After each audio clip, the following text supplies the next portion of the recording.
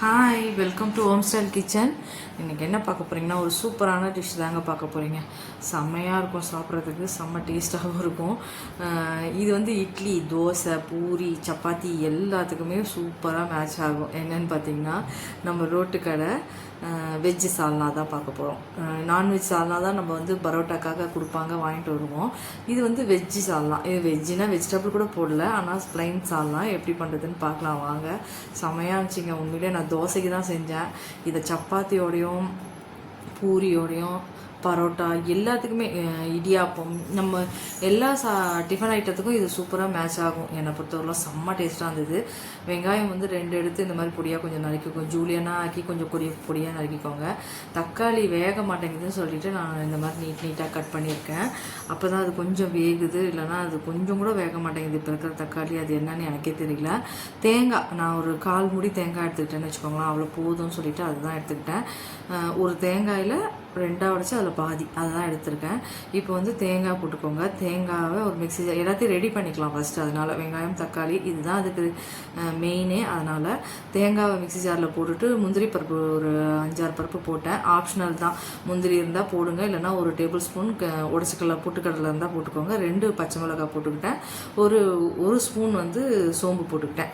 போட்டுட்டு நல்லா மிக்ஸி ஜாரில் அரைச்சி எடுத்துக்கோங்க. நல்லா மைய பேஸ்ட்டாக அரைச்சி எடுத்துக்கோங்க. கொஞ்சம் தண்ணி விட்டு அரைச்சி எடுத்து தனியாக வச்சுக்கோங்க. வெங்காயம், தக்காளி, கருவேப்பிலை அது மட்டும்தான். புதினா இருந்ததுன்னா புதினா யூஸ் பண்ணிக்கலாம். உண்மையிலே என்கிட்ட புதினா இல்லை.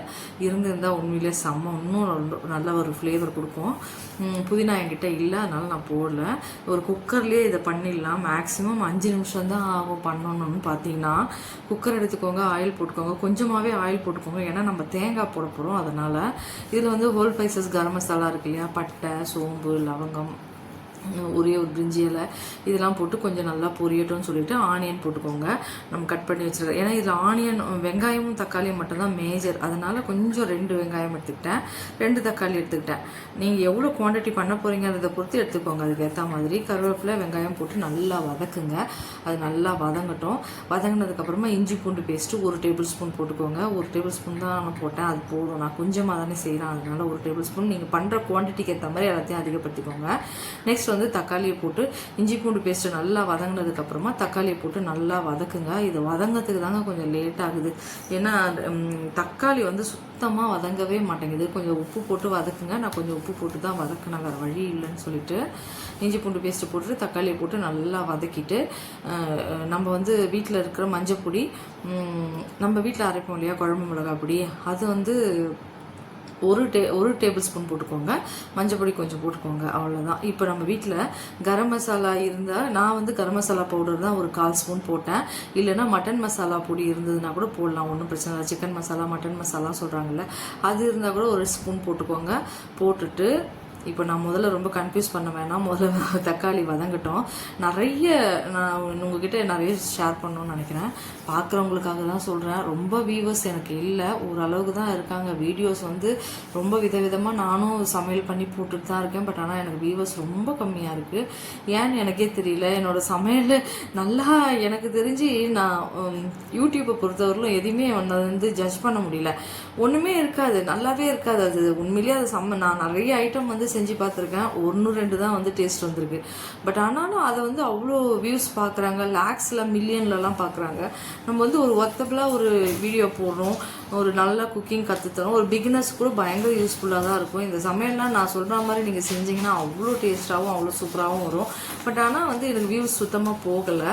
நிறைய சமையல் வீடியோஸ் இருக்குது, போய் பாருங்கள். உங்களுக்கு ஹெல்ப்ஃபுல்லாக தான் இருக்கும், பட் டேஸ்டியாகவும் இருக்கும் சாப்பிட்றதுக்கு.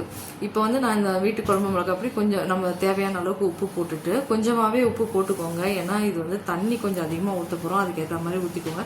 இப்போ வந்து நான் வந்து கரம் மசாலா 1/4 ஸ்பூன் போடுறேன் இல்லையா, அதுக்கு பதிலாக மட்டன் மசாலா இருந்தால் ஒரு ஸ்பூனும், சிக்கன் மசாலா இருந்தால் 1 ஸ்பூனும் போட்டுக்கோங்க.